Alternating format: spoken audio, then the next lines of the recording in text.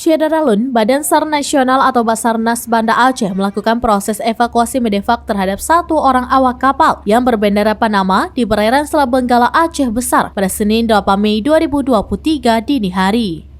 Kepala Basarnas Banda Aceh Al-Husain mengatakan kru kapal MV Majestic Island dengan tipe kargo dievakuasi lantaran mengalami pendarahan otak.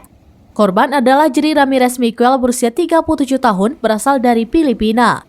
Ia bertugas sebagai awak kapal MV Majestic Island dengan rute Batangas Santos. Dikatakan Al-Husain berdasarkan kronologi kejadian, pada 7 Mei 2023, kapal MV Majestic Island berlayar dari Batangas, Filipina menuju Santos, Brazil sekitar pukul 14 waktu Indonesia bagian Barat. Dalam perjalanan, salah seorang anak buah kapal atau ABK mengalami hipertensi dan gejala stroke sehingga membutuhkan penanganan medis lebih lanjut. Proses evakuasi itu dilakukan petugas menggunakan KN SAR Kresna dan melakukan pemeriksaan terhadap korban. Setelah korban dinyatakan aman dari penyakit menular, tim rescue Kantor Pencarian dan Pertolongan Banda Aceh dibantu oleh petugas SAR lainnya melakukan evakuasi terhadap korban dengan menggunakan tandu. Saat ini korban sudah diantar ke Rumah Sakit Umum Daerah Zainal Abidin guna penanganan medis lebih lanjut. Dari Banda Aceh, Indra Wijaya, Seraminus.com.